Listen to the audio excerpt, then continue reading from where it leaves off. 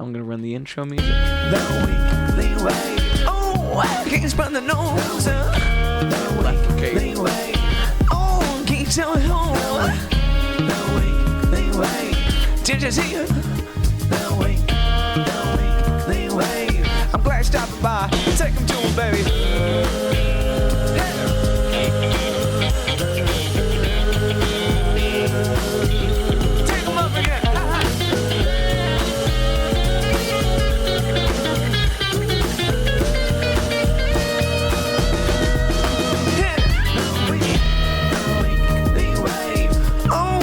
Tell me who the weekly way.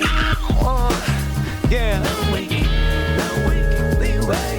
Get it in the nose. The weekly way. Jon Flood of Brown Dog Films, LTD. What's going on, brother? Hey, man. Thanks for having me. Fuck yeah, brother. Thanks for coming on. Thanks for doing it. Yeah, Within 3 weeks of friendship or a month of friendship, we've gotten a lot of shit done very quickly. You're quite the active person. Yeah, you've brought me on board, and I've been working nonstop, mostly with your stuff, and I have a whole bundle of things in the shop, and they're ready to come out. Yeah. Well, as someone that you have a wider lens of videography than I'd say most people do at this point in media consumption. People look for minute clips, 30-second clips, versus you still have a major passion for longer form cinema. Mm-hmm. How do you maintain a workload of many projects, touching in and doing what you can while not getting overwhelmed by that kind of thing? That's a good question. I like to keep busy with a lot of things because it's like a learning process. So I have corporate clients, I have portraits with photography, and it's just because I love the art. Mm-hmm. I love to learn, and having all the electronics to keep things scheduled is the best way to go. And so originally when I started this business idea, it was Mondays I'm going to do photography, Tuesdays I'm going to do all my different film editing, and then Wednesdays I'm going to do photo editing. But that didn't go the way that it was planned. Yeah. Well, I think there's something good about laying that kind of structure out and saying eventually I'm going to start working on that kind of regimen. But in our world of the gig economy, beggars can't be choosers. It's not like you can make your schedule fulfill what you'd like your schedule to be filled with, Right. Yeah. Across those mediums, which one really brought you to a camera first? Oh, geez. If we were going to rewind, and I'm way older than you. That's fine. As long as you're not like one of those like deceptively young looking like 70-year-olds, we're going to be okay. But what, you're in like your 40s? I'm 43. Okay, cool. Yeah. And I said it right because my wife likes to correct me sometimes when I forget, and I'm like, I'm 41. No, 43. What was the age that you stopped caring about that number? Like, you seem like a very it is something I do not focus on. I lived my life the way I want to live my life. Oh, geez. When I decided to go back to film school and say it's time to start from rock bottom and not really care. Yeah. And say, I'm tired of sitting in a furry-walled cubicle. Was it really a furry wall? Was it like the corkboard cubicle? I was scratching it one day, answering a phone call going, I can't do this anymore. And what kind of a gig was that? That was tech support for a car company that did CRMs. So whenever you would go to a car dealership or call a car dealership and say, hey, do you have this CRV? And they go, what's your name? And then they bombard you with phone calls. Oh. That's because they put your name in their computer system, and then the computer system would remind them to call you 50 times. Gotcha. Those, I feel there's a level of stalking that goes on in our market that no consumer has ever wanted to be a part of. And I get, like, data has a value. Mm-hmm. Your phone number and your potential as a customer has inherent value to every other company that might pursue you at some point. But it's like, I have no interest in most of these spam calls. I have no interest in my phone being able to hear a conversation and pitch me a product and things like that. Right. Yeah. As you were doing that, did you find that you didn't like interacting with customers in that way, or was it just like the telephone medium of doing business like that drove you crazy? I think it was one of the car dealerships was going off on how bad the product was, and just wouldn't shut up. And so I started daydreaming, and I'm going, what made me happy throughout my entire life? I just had hit 38, 39. I'm like, he's talking and talking and talking, and I go, what has made me happy? And there were so many things in my life that made me happy, but what really hit the point from when I was a child? And my mom had always been into art, but when we were youngest, we were lucky enough to have one of those big VHS camcorders. Cool. Right? And it was like a Panasonic. I don't even know what brand it was, but yeah, but this is a shoulder mount camera of the '80s kind of big deal. one. Yeah, Yeah. And I think it was even my uncle, her brother, that had one that was like, it was like, here's the camera, and then it was like a shoulder mount, external, where the VHS was separate. Oh, where it's getting burnt too. So Right. dude, well, how crazy to think that like these cumbersome products, like for the time period, it's a miracle that we can record anything. It's very Right. interesting technology. Yeah. But like you kind of looked more like a professional then Yeah. than people do now taking on their iPhone. Even though it looks better, it's a little cooler to have the hip mount and all the bullshit, Yeah. Yeah. But when we were kids, I think I was 6, my middle brother was 4, and the youngest brother was 2. I didn't know you were the oldest. Yeah. Yeah. The shortest now and the skinniest, and they're like 6'4", 6'6". Sounds like you got Huge. boned. I did. I did. I am the smallest in my family. I'm a little taller than my sister at this point, but like they told me growing up, like, oh, you're gonna be the tallest out of all of them. My brothers are 6'6", 6'4". I am 5'11" and 3/4. I never broke 6 foot, and it was devastating as a kid. Right. And one's a cop and one's a teacher, and they're both of their biceps are bigger than my chest. Well, the teacher has no reason. I like seeing a fit cop. I think it's much better than the opposite. When you see a guy who's like, you don't look like the peak of your physical fitness right now, and I don't like to think that you're what's keeping me safe in these streets. Yeah. So, Yeah, and the youngest is, I mean, he was very into comics, so like you can imagine he's been like Superman and Batman, Comic-Con kind of. So he's glorified that and gone after it. yeah, and he's a black belt in Taekwondo, so he's That's badass. Very badass. Yeah. So what age are you getting this camera? You said like 8? So 6, and she directed us to dress up in. We reenacted the birth of Christ for the entire family and put this video together. And I wish I could play it during this, but if you have a copy of it, send it to me. I'll clip that in a little bit. I will. But we wore the shepherds, so we wore towels over our head with like little kids' belts to mimic, the shepherds. And then Jesus was a Cabbage Patch Kid. Mary was this overstuffed or oversized doll, and then the donkey was our collie. But she showed us how to work the camera, and then eventually, as we grew older, we used the camera. She showed us how to do stop motion with the camera with our toys, and then we have a VHS cassette that I converted to YouTube, but we started making videos as we got older. And then in high school, I mean, I'm really zooming ahead, but we have you're fine. We have multiple videos that we made. We reenacted Top Gun with a Nintendo game because we had Nintendo Top Gun. So it was like I was Maverick, my brother was Goose, there was Iceman, everything. But in high school, I loved it so much that I was in our high school's very first morning announcements. So I was an anchor, I was an editor, I was a video, I held the camera, and then I generated marketing for our local businesses. So on the weekends, what do we do on the weekends? It was spring break. So people that weren't lucky enough to go on vacations on spring break, what do we do? Oh, there's a tanning guy down the street. Let's go help the tanning salon get some business. So, how do we look like we went on spring break without going on spring break? Let's advertise all the 16, 17, and 18-year-olds at our high school to go tanning. So they come back darker than the kids that actually went. Right. The rich kids that went to Cabo, they're like, you look like an orange. Like, Right. Was this a high quality tanning facility? Right. No, not really, but Was this the first time you laid in a tanning bed? yeah, pretty much. The only time, or you gone back? As soon Do not disclose kind of a deal. right. We're talking the 90s here, so it was okay.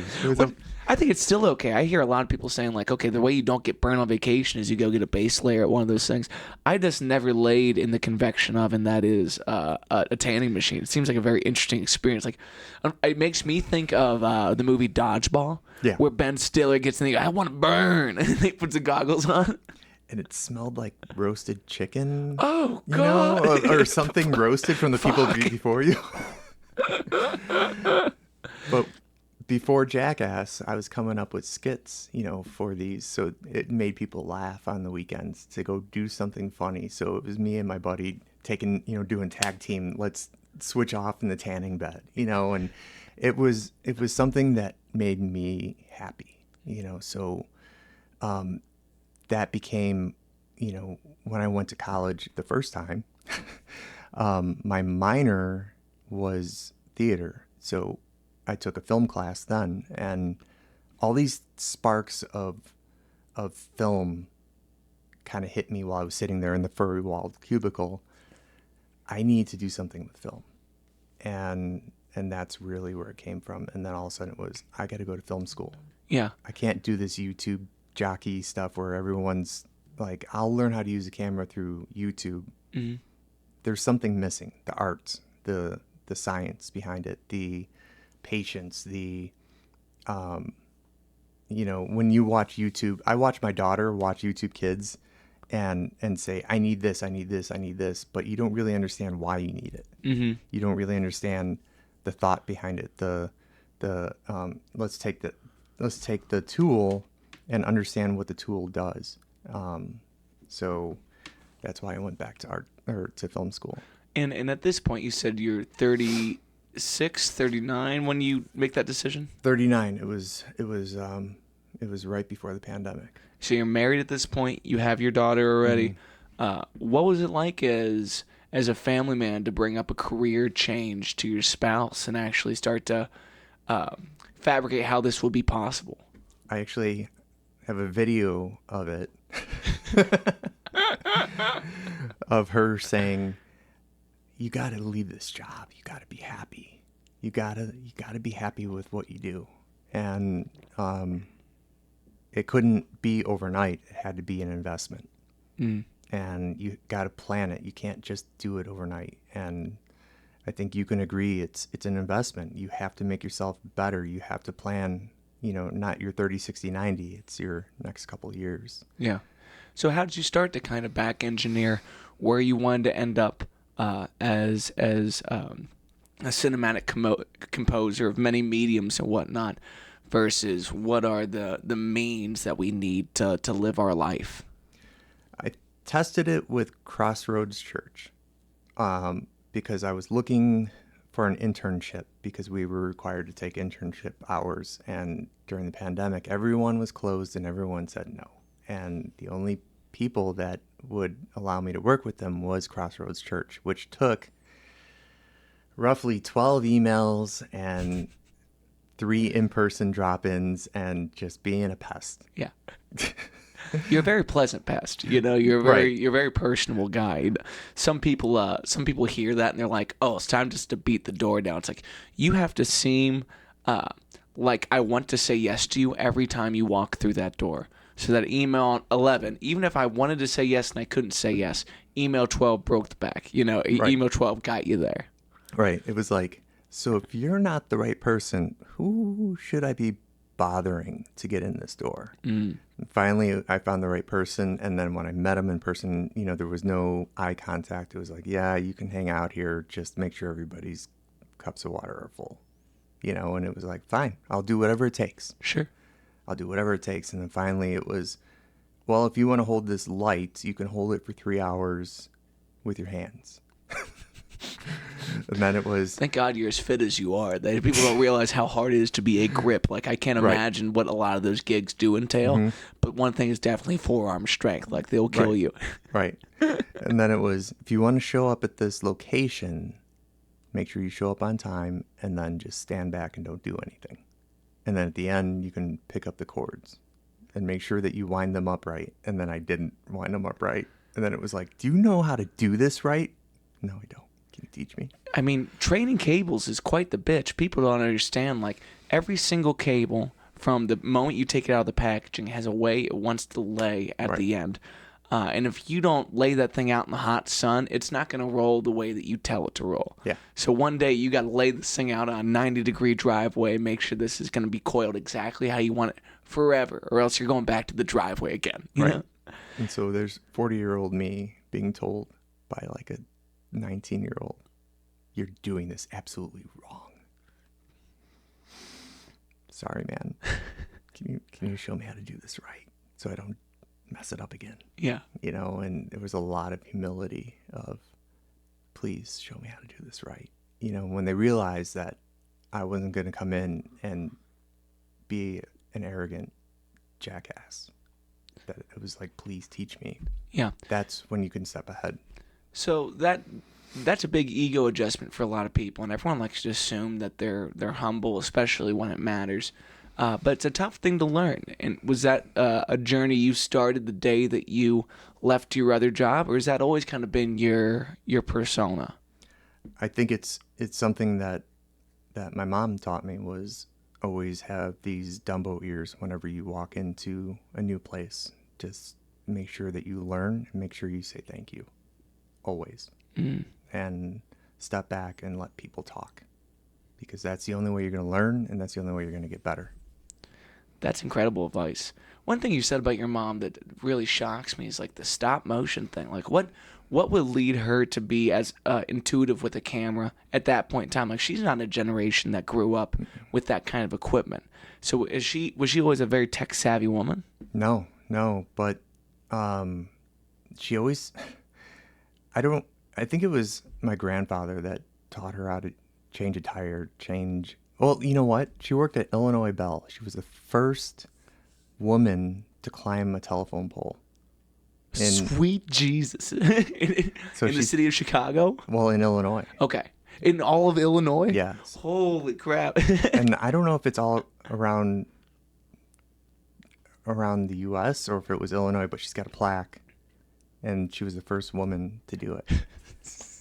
So you don't think of all the places where gender barriers were broken down, but the first time you walk up and you say, I like to scale that and get to working on this. Yeah. And again, Dumbo ears, say thank you, learn something like that's very poignant advice for someone who is trying to defy what is seen as a job outside of their capabilities. Yeah. So she installed telephones all over the Chicagoland area, and she got frostbite nonstop because of that. Sweet God, I didn't even think about that. You're 40 feet up on a pole where there's a whole lot of wind trying to get you off of that pole. Mm-hmm. Was she always the person that could climb a tree pretty well? I mean, like, that doesn't seem like a skill set you just stumble upon. Well, if you go around even here in Cincinnati, you'll see old telephone poles still with like the iron ladder on the way up. Yeah, so that's what she had to climb, and she didn't do like, I think she did a couple like the cherry, what do they call those, cherry, they're like the... I have no idea. On the back of trucks. Like the cherry lifts or whatever those are? Mm-hmm. I've never heard it called that, but like that makes a lot of sense. Yeah. So do you come from an engineering family in that regard? That seems very heavy on components and welding, soldering, whatever you got to do once you get up there.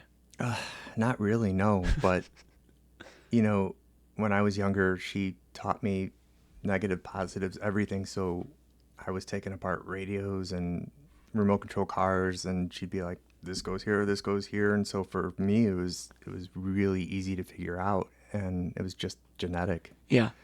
There's a problem solver gene somewhere in there that's very odd to see how it goes through a family and how everyone applies it in different ways. Yeah, But yeah. so from a stop motion, which is like the most painful type of cinema I can imagine, to a high school kid that's just finding ways to entertain through this medium. Did you put it down at some point once you started theater in college, or? So my father wanted me to be a Chicago policeman like he was, and then go to law school like he did, and said the only way that he would help me through college was to get a law enforcement degree. And that really wasn't why I wanted to go to college. And so It's odd that your brother did, though. If you had the aversion to it, it's like I'd imagine there's a lot of folks in law enforcement and military that come from very honorable backgrounds that tend to want to see their genealogy pick up on that because it feels like a worthwhile legacy to leave. So funny thing, I went to college, played baseball, and it was one of the hardest challenges of my life because it was nonstop. It was wake up at 4:30, practice, and then I actually worked during baseball, and then went to school, baseball practice, and then work. I was crazy. Did you get a scholarship for baseball, or did you go walk on and? I tried out and then made it, and then I think they paid for a little bit of it, but Yeah. it was junior college.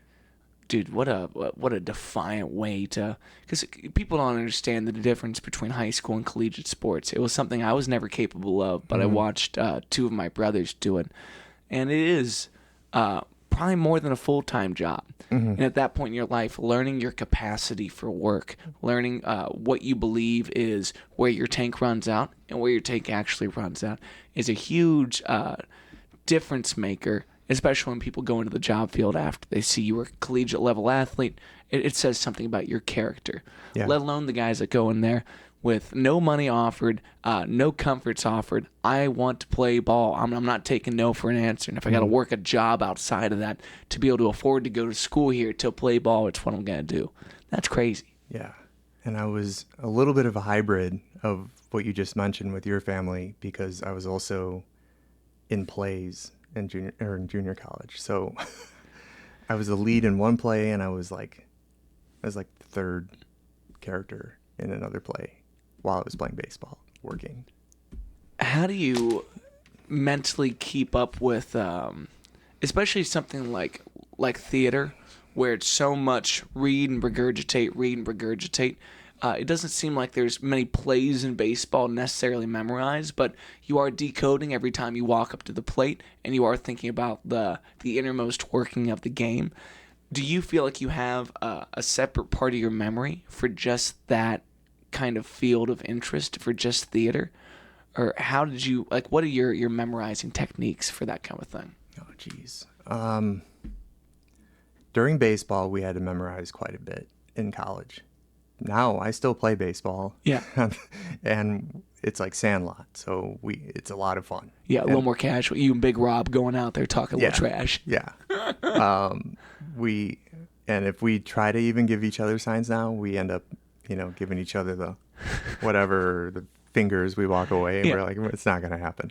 But in college, if you missed a sign, it was push-ups after the game or something like that. I could imagine. Well, there's so much, not only deciphering, but taking what you've been told to do and going up and doing that. Yeah. Seems pretty ridiculous when someone's throwing the ball at you. I'm not coordinated like that, you know? Yeah, it took the fun out of the game. Really? Yeah, because you were there it's a game. You have to remember it's a game. And then if you're playing for somebody else, you're not playing for yourself.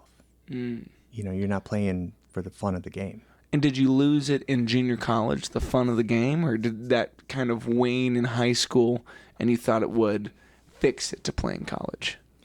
It's a funny question because when the last game I played in college was at the Minnesota Metrodome.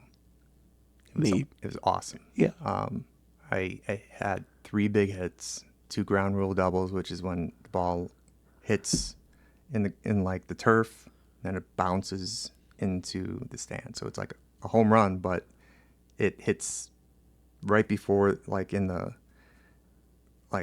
right before the fence, and then it bounces over the wall. Oh, so you automatically get a double because the ball is nowhere to be found, kind of a deal. Well, it's found, but it bounces right before, like right in the track. Okay. Right before the fence, and so nobody can catch it. Yeah. You know, and it was one of my greatest games. And then on my third hit, I hit it on the foul line, on the third base side, and I slid into third, and both my knees were wrecked.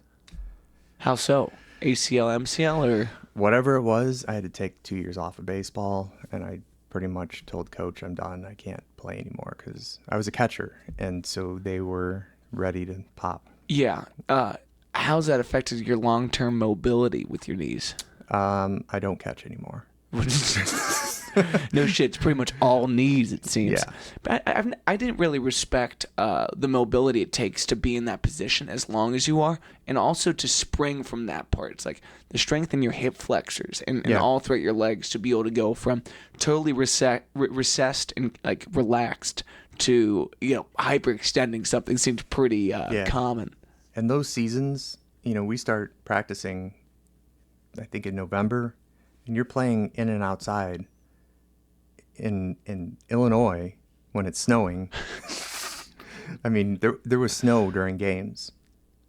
That's brutal. And also the feeling of swinging at a baseball and making contact with a hard bat, that sounds awful. It took a toll. So when I took that time off, I came home and started working. When I was finally done with, I went to Western Illinois University, took those 2 years there, came home, met with my guys I played Little League with, and they're like, hey, there's no limit on how old you have to be. Come play, pitch. And I'm like, all right, let's do this. And I've been playing ever since. So that was 2002. And been pitching, playing outfield ever since. And then came here, tried out, and now I love the game. That's awesome. You ever have any rotator cuff issues or shoulder issues with that kind of? No, not on my throwing shoulder. But... Okay. It seems like such a weird lopsided sport, though. Like you only use one half of your body, and it's whichever side is more dominant. So you just leave this left arm to hang out and do what it does. Right. Like, yeah. Have you been someone that's maintained a really particular workout routine your whole life to prevent those kind of things, or? You kind of know your body, and you know when you're about to do too much, and so you slow down, or you switch, or you ice. And some guys do too much, some guys do too little, and for me, in the off season, I'll do a routine. I don't lift, and I won't do bench press because that's what screws up your rotator cuff, and yeah. So mainly body weight kind of stuff. Peloton, a lot of cardio. That's awesome. Yeah. Peloton will smoke your ass if you're not ready for it, and then you get to the end of one of those classes and you can't get your foot out of that machine, dude. That's like the most embarrassing part is like you just got smoked to a super peppy soundtrack, right? And now you found out that you're locked in these shoes and you need to have someone come help you get off of it, right? And your instructor's looking at you. He's like staring at you. He's like through a webcam. Yeah. How long have you been on board with the Peloton? I think we're on year 2 or 3, but I just did it this morning, and I'm like, Ashley, have I not done this in like 3 days? She's like, I think it's been 4 days. Like, that's some great mutual accountability you have with your spouse, though. Yeah. Do you share that love for that machine? Do you both go to that workout medium, or? Yeah, but she goes to Shred 415 in off Red Bank, and I've been there, and I don't go there anymore because they kick your ass. I believe it. There's something about group classes that, like, I went to an all-boy high school. Mm-hmm. I played football and volleyball. Mm-hmm. The weightlifting scenarios for that were super encouraging because you're surrounded by meatheads that just want to see you put on another 5 pounds and keep kicking the door in. Mm-hmm. And that was great for a stage in my life. Mm-hmm. But at this point, I don't I'd rather not have someone screaming at me to get things done. It's like you said, I know my body. I have an idea of what's going to be productive and what isn't going to be productive. And you got to be wary of those kind of things. And other people have no idea of what's going on with you internally. So their encouragement might leave you defying your body's desires or needs, you know? I think with you, especially being on stage, playing for 45 minutes to an hour, Yeah. you want your heart to be at the best health it is right now. Mm-hmm. You don't want to be, like you can't straighten your arms out. Oh, yeah. No, I right? definitely couldn't be too meaty for this job. No. But there's a lot of gigging moments that feel reminiscent of a football practice where it's like, I know I'm gassed. I know I've been sweating profusely. I know I should probably drink some more water and slow down for a second. But God forbid I take a second off. Like, I'm trying to have some fun up here, so let's keep ripping it. Right. And again, you need to push your tank to some extent. You shouldn't push your ligaments. You shouldn't push the things that have a discernible end that's very near. But if you have a discrepancy between what you think you can do and what you can actually do, then odds are you're not asking enough of the body. And that's a very interesting thing to run into as a young adult if you've never put your body that test when you're a little bit more bulletproof as a kid, you know? Yeah, yeah. So tell me about movies when you were a kid that really brought you. I'm the worst cinematic enjoyer of all time. I know, like, most of the movies I watched as a kid, like Adam Sandler and Will Ferrell flicks. Like, Yeah. I couldn't do scary movies. I don't really enjoy watching big, long, drawn out stories. Like, I do cry a lot at movies. I'm a bit of a sap. Yeah. But it was never something that was a big on my radar kind of thing. Yeah.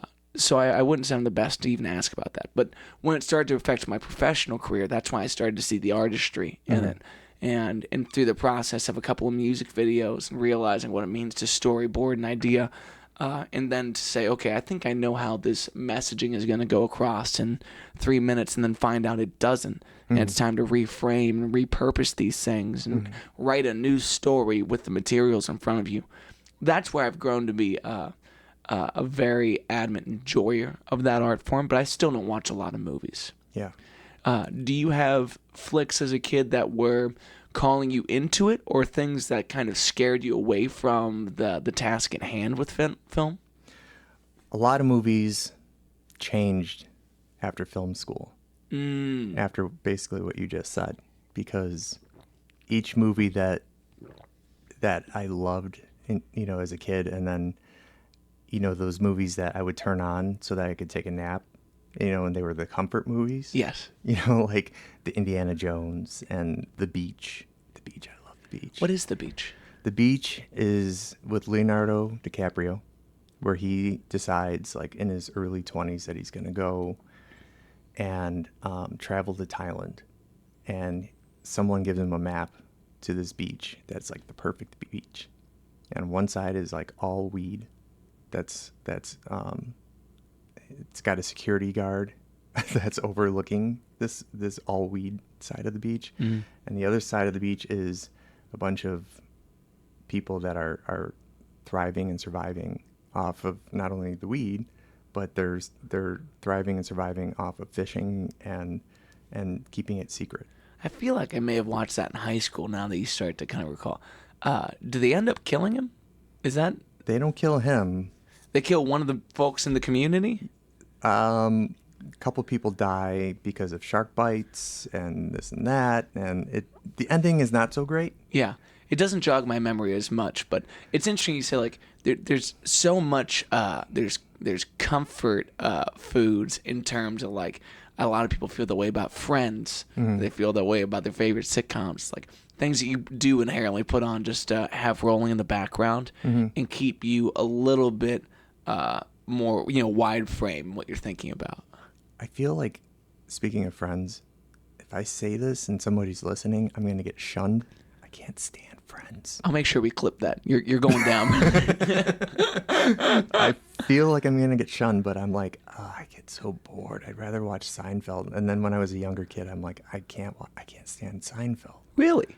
And when I was a kid, I couldn't stand it, but now I get it. Yeah. Well, there's something so cheesy about that style of show. Mm-hmm. And as someone that's spent enough time with a camera capturing real life, there's nothing reminiscent about real life in those. There is like I was a Full House kid growing up. Yeah, me too. And Yeah. there's certain there's a moral variety that kind of show puts you through that is super constructive for kids. Right. And I'd imagine for folks that don't come from as comfortable a home life, there's a lot of solace to be found in the plight of a happy, committed family, Mm-hmm. you know? Yeah. Yeah. That's so funny that you just can't stand Friends, though. I just... Is there anything you want to put your finger on with it that really bugs you? No, I don't want to get into it. Cool. Well, here's something that irks me about all those shows. The proportionate size of bedrooms and living rooms in what's supposed to be New York City or Chicago. Disturbingly wrong. You know, it's like, Yes. How do you have a 2-story loft that apparently you work in a movie theater and you can afford to do that? I'd rather watch How I Met Your Mother. Okay. How About Your Mother bangs. It's really a good show. I never gave it a chance until Em wanted to watch it. And every time she watches the show, I catch like every 7th episode, and I'm just confused as all hell. But those characters are very lovable. A lot of dirty jokes in that Oh, show. yeah. A lot of great dirty jokes. Yeah. What's, not Ted, but the guy who plays Barney? Oh, I can't remember. We'll just go with Stephen Patrick Harris, something. That sounds right. Yeah. He does such a great job of making that character so much larger than life, and also reeling it back in just to be this very sarcastic, mild side character. Yeah. And I love when, very much in the way that I look at the character I'm trying to define on stage. Yeah. Versus the character I play in my own day-to-day life. Like, we all aspire to be a version of ourselves that you need to think about. You need to fabricate in your own mind so that you can make positive steps in that direction. There's something about being so extra in those shows that's like, okay, that's what my live gig needs. Is a little bit more verbose kind of placement of that. Mm-hmm. So I think when we rewind a little bit and we talk about the movies, when I learned about the hero's journey, it's like a pattern. And when you watch Batman, when you watch Indiana Jones, when you watch all these movies and you start watching this theory of how this circle works, where it's like the hero gets lost, finds like somebody to walk him through the problem and all these things. I'm just like, it's an equation. And you know when it's going to hit in each movie, and I'm just like, I watch these totally different now because I know the pattern of all these. So recognizing the meter, has that ruined cinema for you in some ways?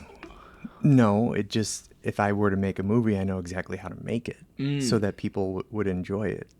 That's interesting you say that. It's very similar to songs where it's like most songs, maybe 90% go verse, chorus, bridge, chorus. Mm-hmm. It's like that. It's very accepted, and it feels good because your verse is in the form, the big headline, your second verse adds to the plot of that, and then we turn. But when you play with people's expectations, because he's refined that meter enough that you're like, I know they're waiting on a chorus right now, so because of that, I'm making the artistic choice to go left, and we're inserting the bridge here, and then we'll come back to that. Mm-hmm. It's interesting that in high school, I had an English teacher. His name's Jeffrey Gerard. He's a wonderful author and a good friend. But I'll never forget the day he comes in. He goes, there's 2 types of stories. That's it. A man goes on a journey, man or woman goes on a journey, or a stranger comes to town. That's it. Mm-hmm. And ever since then, it's like, is that really it? Like, you're always trying to find a third option. It might be it, Mm-hmm. As you start to backtrack your favorite films and find those pulsing moments, how does that apply to you envisioning how a shoot's going to go and how an end product's going to sort out? Don't go in empty-handed. I always say this, and it's kind of funny because everybody expects this from me now, is always have a plan A, B, C, and D. That's overly thorough, but very admirable. If you're not over-planned, you're going to get caught with your pants around your ankles. It's a tough lesson learned, but that's for sure. Mm. And as that applies to your artistic endeavors, how do you kind of set up that formula? Right, right, right, right, right. And And by that, you're saying like plan A, plan B, plan C, plan D. absolutely. Okay. And then plan E is improvising. Ironically, I went to the Second City Improv School. Cool. Ashley bought me that for Christmas one year. And I went to classes, for 6 months. And it was more business focused. So when I was in sales, it was how do you handle rejection? How do you handle somebody acting a certain way, and how do you bounce things off people? And it was awesome. So how do you handle a situation that is out of the ordinary? And do you walk away? Do you how do you catch the arrows that are shot at you? And so the improv class was wonderful. And when you say focused on the business of improv, like what is there to be had in the business of improv? So, for example, if you're running a business, so you pretty much run a business, and say you're expected to play for an hour, but all of a sudden the location says you have 20 minutes, and you have to start 10 minutes earlier, but your basis isn't there yet. Yeah. How are you gonna get through that?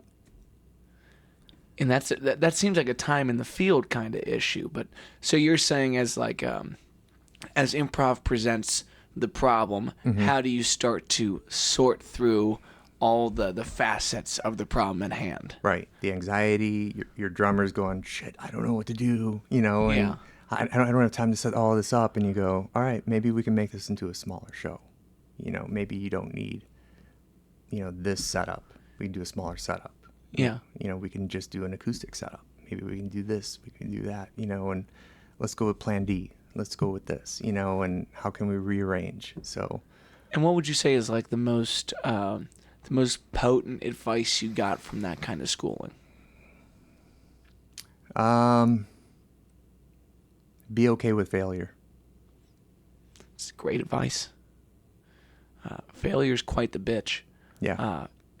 And there's so many things that evaluate what failure really is, and it's hard to comprehend all the emotional baggage that comes along with the L's. Yeah. It's hard to shed that immediately. Yeah. Failure is never really failure if you can take all the things that you never really fail if you can take all those things that knocked you on your ass and geez, what's the analogy that I had? Every time you get knocked down, if you can climb out of that hole and get one step higher than you were when you started, you're actually winning. Because, I mean, I love getting knocked down because then I take what I lost and what I failed at, and I get stronger every time. And I learned that. I mean, I think I told you the story about my teacher. Yes, I would love for you to recount that in whatever way you feel fit. The story goes as I'm about halfway through film school, and I already been through this class, this composition class, where a teacher takes your cinema camera and runs through the camera, how it works, how the ISO works, the focus, the shutter speed, and kind of gets you on your way. And so I had taken my camera, I'd made a few films, and I thought I was doing well. And I get to another class. I believe it was I can't remember the name of the class. It was a directing class of some sort. And I'm creating a class on I mean, ironically, a baseball documentary for my team, and it was on whether or not to play during COVID. And so it was 3 gentlemen on my team. One said, I'm not going to play because it's too risky. We don't know enough about the virus. The other one said, oh, I'm going to play, but I'm going to sit on the other side of the dugout. And the other guy's like, I'm just going to play. I don't give a shit. Yeah. And so it was kind of cool to hear everybody's perspective.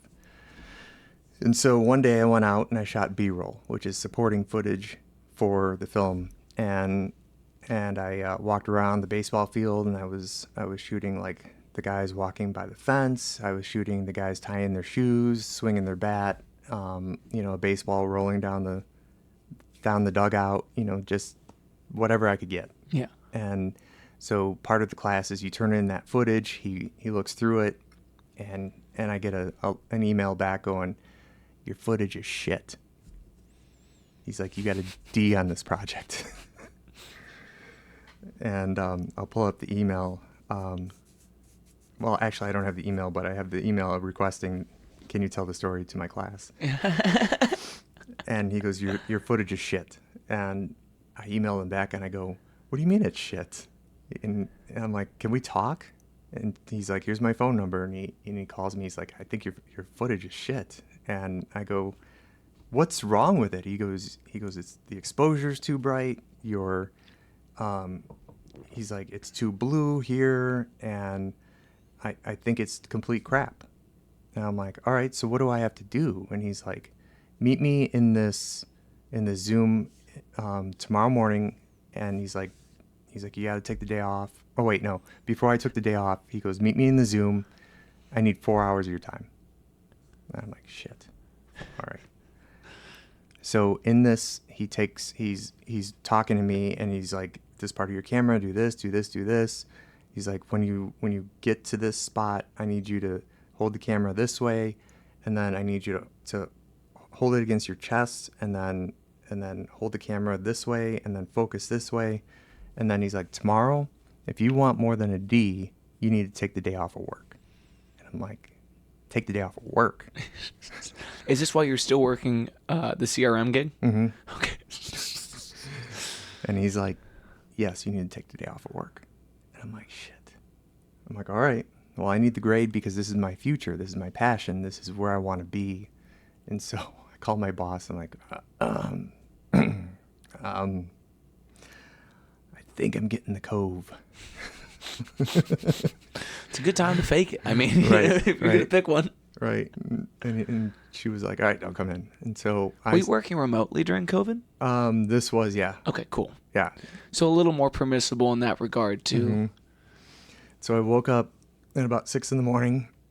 I went over to Newtown, Ohio, and set up my tripod, and I shot for about 6 hours, and I brought in the footage, and he didn't get back to me for about 3 hours, and I'm sitting there like nervous. And he called me back. He goes, he's like, did you really shoot this? And I'm like, oh shit, here comes the arrogant comment. Yeah. I'm thinking he's going to go and say, this is all shit again. And he goes, this is the best shit I've ever seen from a student. When you looked at those two projects side by side, you went from doing one thing to doing another thing. Did you feel definitively, I've done better right here? Or were you kind of saying, I think I got it, but I have no idea what he's going to say? My thought is, and I hate to make this sound cheesy, I wanted to be the architect of my future. I wanted to be, this was my chance to make this the building block of my future by calling the teacher, spending that time with my teacher. That if I'm going to change for the better, this is where I take my bricks and mortar and spend that one-on-one time that nobody else seemed to want to do. They just wanted to get the passing grade. Yeah. This is where I take that time to architect where I want to be. It's really fascinating you say that. I've been working on a commission project for a nonprofit in town, and this nonprofit is called Adopt a Class. What they do is they pretty much bring in a wide variety of businesses into schools so kids can see a variety of career paths that are available to them and how people have literally set up the archetype of what they're going to do and how they actually got there. And an architect is the perfect analogy of you start with drawing out what you would want this place to look like. Can you dream up the person that you would be a decade removed from film school or a decade removed from your high school graduation? Then can you look at those blueprints and say, down to the studs, what do I need? And I don't need those ones, I need these ones, the particularity, the thoroughness that you're talking about. And I don't know where I was necessarily going with that, but there's something about being able to envision what you want from life and then being willing to get into the weeds of what would get me there, Yeah. So as you had presented this and he's saying, this is the best footage I've seen from a student, was that the affirmation you needed to go fall on your face again? Or did you feel like the task is completed, I'm ready? No, it was it was the fuel for the fire. It was, all right, so this is the start. He gave me the ammunition I needed to keep doing this and building. So this is what I have to do on the camera. So this is where I need to keep going. Mm. And ever since then, even when I don't need to, I'm out taking the tools he gave me, and I'm practicing, even after school. Yeah. Even after I graduated. Even now, if I have nothing to do, and it's just like a musician like yourself. Yeah. When you want to get better, you're constantly practicing. You never stop. Yeah. Well, as it relates to ego, your job is a supplemental piece of almost everybody's life these days. I was talking to someone the other day about concert going experiences, and in our current world where social media dictates your value to each other, at least in some aspect of it. Maybe you're better than that. Maybe you don't feel that way. But it's a tough part of reality that we're all kind of dealing with right now. Something about film starts to affirm those values. So when you go see James Taylor in concert, it's more important that you captured the best moment of that concert and proved that you were there for it and that you got the video more than being there for it and you got the experience. Because there's nothing to prove in that. And maybe that's going to be our downfall in a lot of ways with what we value out of each other. But I think people value folks like yourself more because it allows them to see themselves in a light that they're too far away from. You have no idea what you look like in that video. Mm-hmm. Sometimes it's almost better that you don't.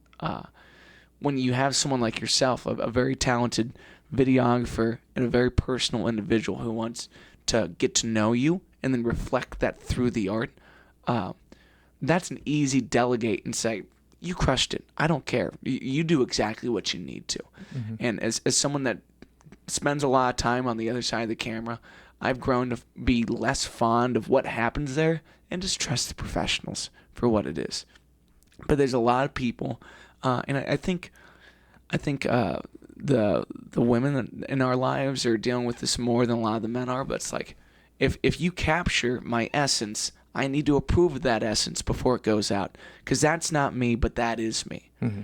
And the difference between the two of these is your own perception of yourself and what you're willing to let go out there. And it's like you at your worst angle is as accurate as you at your best angle.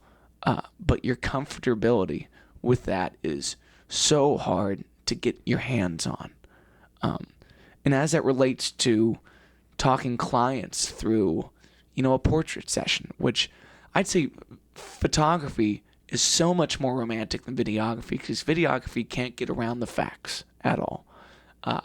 Versus photography, I can frame you as luminescent and as brilliant as the Virgin Mary could ever be in Our Lady of Guadalupe. You know what I mean? Mm-hmm. Like, you can take the most beautiful capture of something that in reality may have been horrid and just wrong, but you can make people believe in something that isn't true through a still frame in a very different way than a video.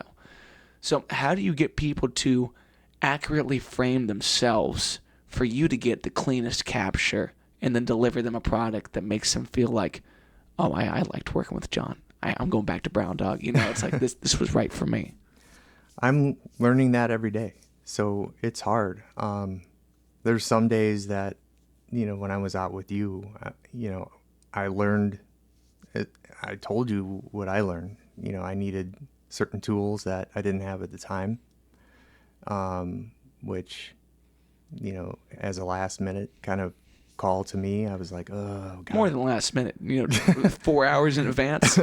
I'm sitting there with my fiance and this gal named Sam who's doing like the bouquet of flowers for her. And I'm like, honey, I got to take a phone call. I need to get some nice footage tonight. Right. And I got more than the best guy for the job. I found a crazily motivated friend for life. So thank you for accepting that invitation at a point where I needed someone, and I found more than I needed in that. It's a beautiful testament to your character and your being to step in and crush the way you did. Thank you. But I can understand moments where you had said something interesting, like music is a part of all of our lives. But music is a very passive part of our lives. Music is the sound while you drive. It's the soundtrack to your workout. It's something you remember from that one time in high school. But then when you turn, you say, my full attention is capturing what's special about this totally invisible piece of physics that's going on. These sound waves that are clanking in between your eardrums, making you feel something. And you're saying, how do I accentuate that by 1,000? So not only do they feel it, but they know why they feel it. They know why they like Johnny Disco's bass solo, because he's standing on the fucking sub and he waited and he gives you that big clack. It's like, that's what we needed, Johnny. Yeah. And if I had the tool, would that have changed everything? Maybe not. Did I know to go sit on that speaker and get I had no idea, but I did my best. And like we were talking about failure, was it a failure? No. Yeah. No, we got a lot of good footage. If I had planned it out better, would I have gotten a second camera? Maybe. I don't know. Well, E is for improv, which is a way funnier expression than I would imagine it'd be. That makes me super happy. E is for improv, baby. Right. Yeah. I think we got a lot of really good stuff out of it. And now that I know how you all work, and we did get a lot of good stuff, going back on it. And it's the best live capture I've had since our live album, which was very thoroughly planned out. And again, this is 4 hours in advance, and people don't realize the value of capturing lightning in a bottle because it's so hard to do. And in my life, I can't focus too much on it. I have people in my life that are playing A, B, C, and D kind of folk. My fiance is that kind of thorough.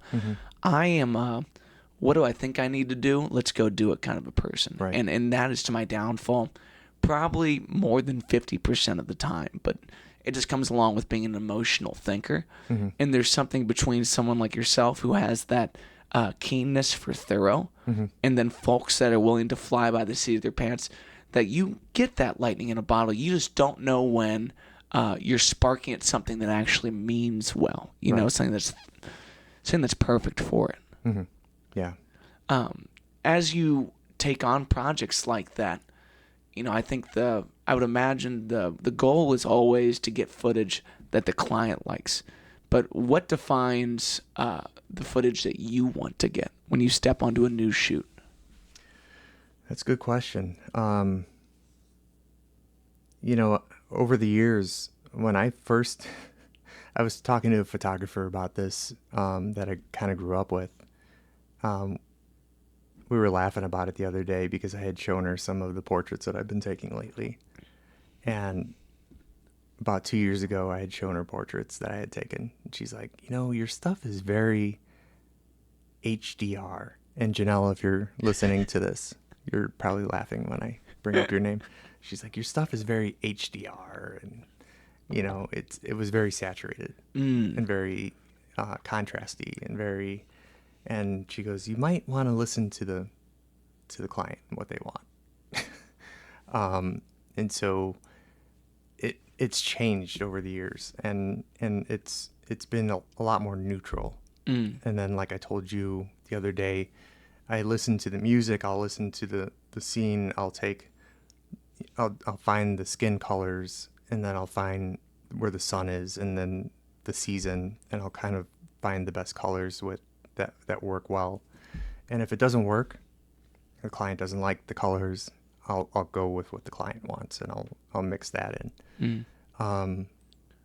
If it's something brand new, it's kind of a shot in the dark, but I'll go with as neutral as possible. And I get like there's quantifiable success, and then there's just whimsical kind of success, things that just work out because they work out, and those magic moments are wonderful. But when it comes to your highlight reel and things that make it on there, what is the testament to your favorite personal quality?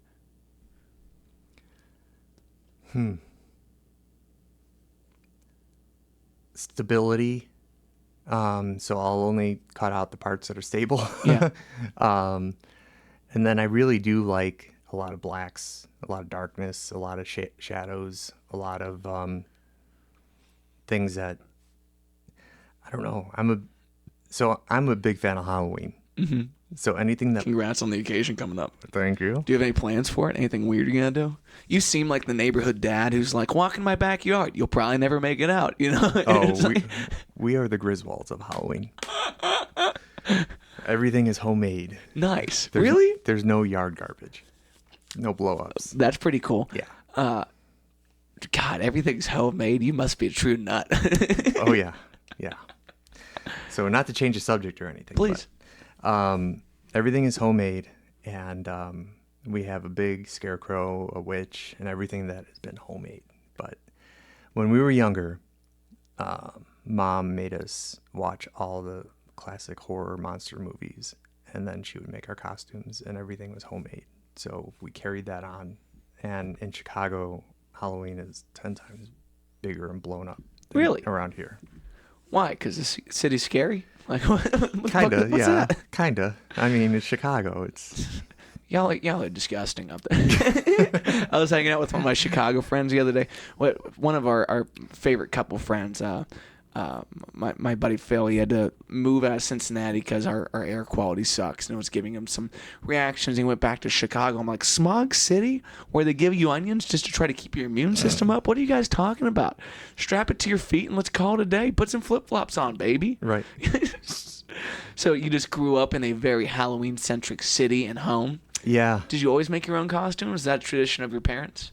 She made our costumes, until we got too old, and then we would make our own. And did you ever stop participating in Halloween as a young? Fuck yeah. No. No, man. And then, do you remember the movie The Crow with Brandon Lee? No. So Brandon, classless. No. It's probably too scary for you. Probably. I walked down those steps one time, and there used to be a huge like the kind of TV that they can only sell at Costco because it looks like that kind of bulky monstrosity. I mean, this was a thick ass TV, right. And they're watching the movie It, and I just see that clown in a gutter, and I'm like, I'm done. I'll never be okay again. And then my brother tried to fuck with me with a gorilla mask on, maybe 9 times throughout my childhood. That ended up being so traumatic that, like, the last time he pulled it out, like, I'm almost a grown-ass man. Maybe I'm 17 years old. He rushes me in the bathroom, pins me to the ground, and he's wearing this thing. I'll never recover. It was fucked up. Oh, God. So we never watched, like, Freddy Krueger or Michael Myers or anything. Just not interested? No, we grew up on... We used to go to the library and read books on, like, the history of it, and understanding that it was to scare evil spirits away, and it was a pagan holiday. So it wasn't, and then the Christians took it over. Interesting. Yeah. I would never deem I guess like Hallows.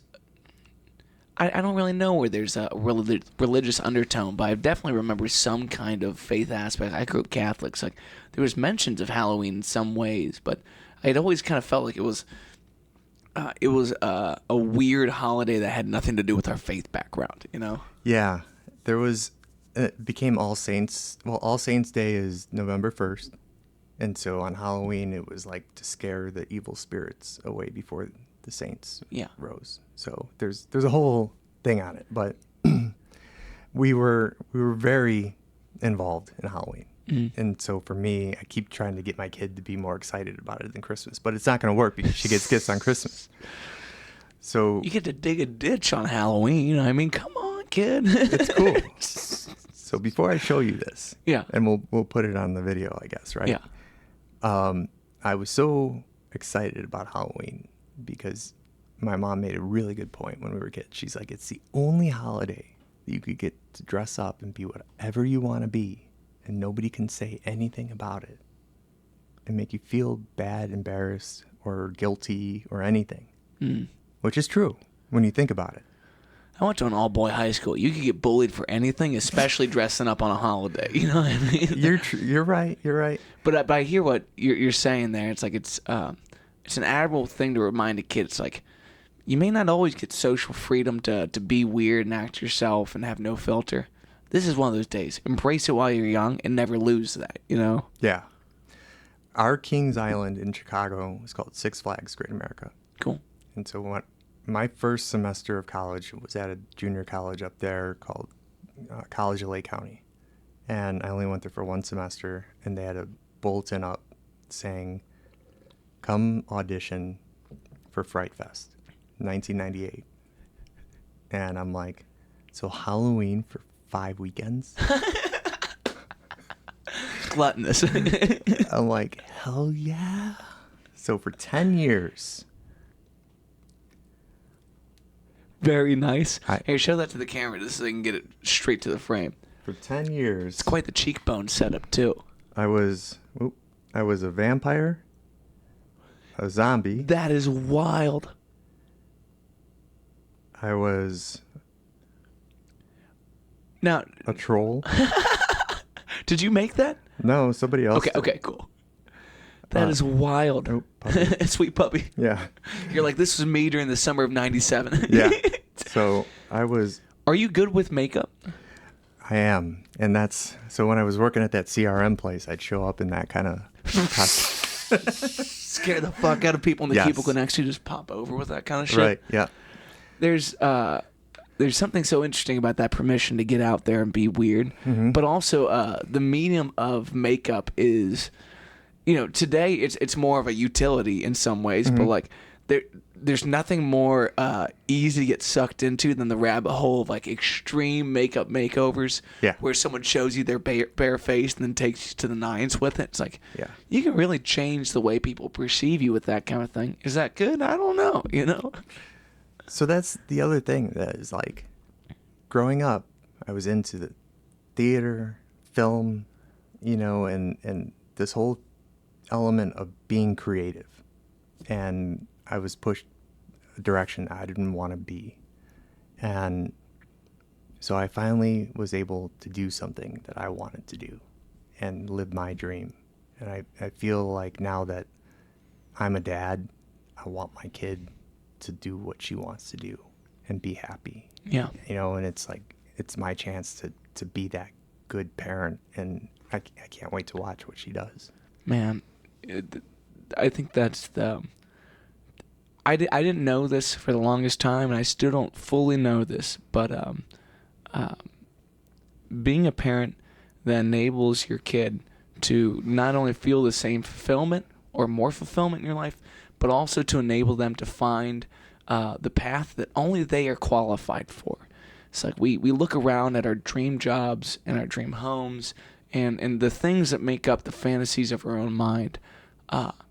But at very few points in your life do people look at themselves and say, I am uniquely qualified to earn my dreams every single day. And my folks definitely did that for me. And if there's anything this life is worth doing, it's sharing that with the next generation behind you. And if you can do it for your own kids, that's amazing. If you can do it for someone else's kids, that's amazing as well. If you can do it in the lives of your greater community, while also attending to the folks that you bring into this world, then you have made such a monolithic impact on these people that your life is so valuable to people around you. Mm-hmm. And you only do that by taking care of yourself and identifying that you are uniquely qualified to live your dreams to the absolute fullest. The hardest part was having to do this now. The best part was that she was able to watch me work really hard, get straight A's, graduate second in my class, and do this in front of her, and then watch me do all this now, and I involve her in quite a bit of it. I give her the camera, she's flying my drone sometimes. And so she is able to see what it's like to live and work for a passion. Yeah. Here's two kind of off-topic questions as we start to wrap this up, and we can talk for another hour if we feel like. I just got another one of these to do around 2 o'clock. But first one is when it comes to B-roll and like the footage that has the ability to be essential while not having the same strategic aim and pursuit. How do you label and categorize that so that when you come back to complete the project, you have an idea of what's sitting here at your disposal? That's the hard part, is you don't want to shoot a bunch of garbage, right? You don't want to shoot things that are not essential to the story. So you almost want to storyboard your B-roll, because if you go out and you shoot a McDonald's fry wrapper or something like that for a music video that has nothing to do with McDonald's, what's the point of shooting that? Mm-hmm. So to answer your question, what's essential for B-roll? And then is it something that's shot at day or night, or it's something that has to be planned out. It has to be something that has the right color temperature, something that has the right focus, something that has the right aperture. Is it something that's got a lot of depth? Does it not have a lot of depth? It has to be agreeable to the director. Does the rest of the main video have a lot of depth? Does it not? The videographer has to really match with what the director's vision is. And if it's the same person, you have to keep everything correlated with the main video. Yeah, but as you pull that back into your editing space, do you leave files named as they are?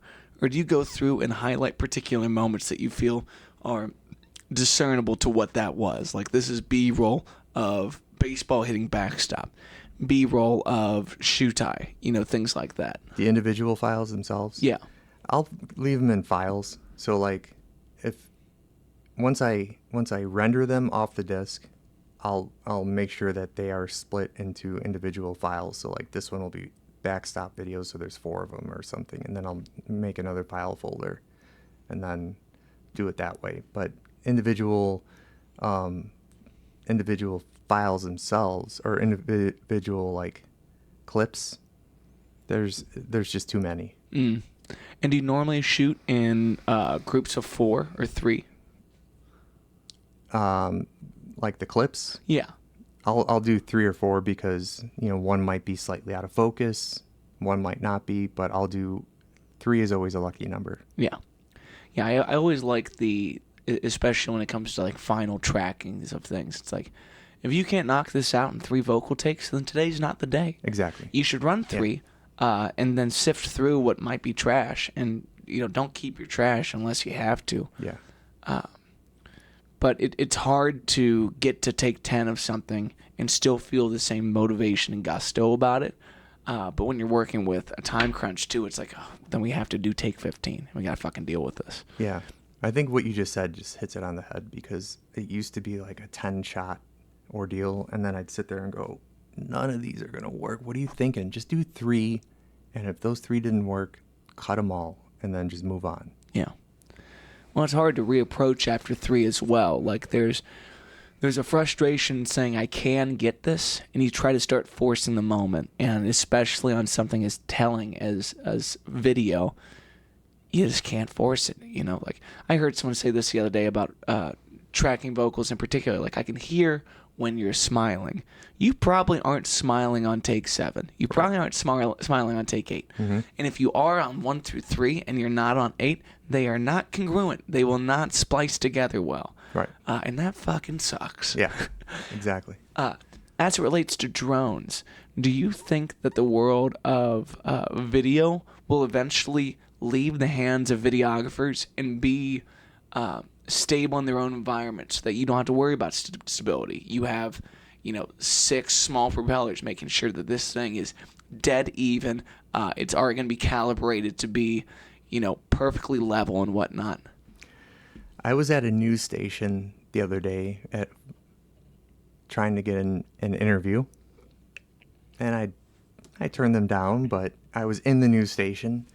And when I was younger at WGN's news station, they used to have these very large cameras, and somebody behind them. And that is totally history now. And now the cameras are on mounts like this, and they're about this big. Mm-hmm. And they have a teleprompter about this big under them. If it's a situation kind of like your show the other day, drones can fail. And if those propellers come down and they hit you or the crowd,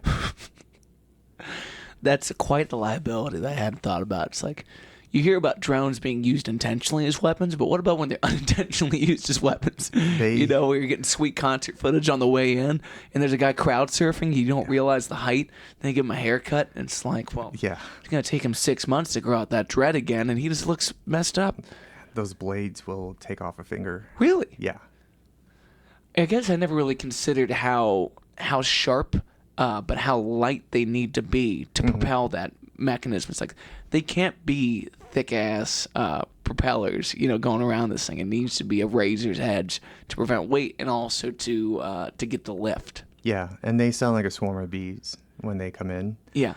Part of the license is you have to understand that you can't be over a crowd, and if you are, you have to be insured and licensed, and you have to check the batteries and everything else, because if that thing fails, you are totally fucked. Interesting. Does air tension, like surface tension of the air, play into a lot of preparing to go out and shoot? Like on a more humid day, do they have more issues versus not? Yes, absolutely. That sucks. Yeah. I've never really thought about that until now, but it's like I'd imagine at a certain height you start to encounter more moisture in the air, and that kind of thing is going to bog down the propeller itself. Yeah. Yeah. So the lift has total issues with it. So this weekend when we flew my mom's ashes over the ocean and there was all the humidity from the ocean, we lifted up this drone that was dangling a bag of my mom's ashes over the ocean. It was kind of doing one of these ups and downs because it couldn't catch. It was getting cold and humid air at the same time. And I'm going, shit, we're going to fly this thing out over the ocean. It's going to drop her, and then it's going to hit one of these clouds and just go. Psh. Oh, God. Did it make it back? It did. It did. Do you hit a return sequence at that point? Like once it's done its job, it's coming back to the controller, and you just put on autopilot? It's intelligent enough that it could do that, but I just hit it. It's got 3 speed modes, and I hit it into the fast speed mode and shoot it back to me. Gotcha. So I've been flying long enough that I can... Yeah. Was that a wish of your mother's to do it particularly like that, or was that your own... When she moved there 2 years ago, she said, "This is my paradise. Don't wake me up if I'm dreaming." And so when... That's a heavy one, brother. That's a beautiful thing to find in this life. Not many people do. Yeah. Living in Chicago in the cold all of her life. So when the day that I helped her move in, when she went to that beach, there's a video of her walking out there with tears in her eyes. And so when we brought her out there, we brought her out to where she was most happy. That's beautiful, brother. Throughout my experience with you thus far, I think the your talents speak for themselves. You are a very clear professional of your craft, and your thoroughness is obvious. And I think that those qualities are things that we can all attain in our own life, and having more folks in your circle that are like that helps you step up to bat in that. But I think the thing I have been most impressed by is your presence and your passion to live well. It's like for someone that's on the other side of the camera, it seems like you are living confidently as the main character in your story that is destined to make it to some discernible point that you and I may not know about at this point.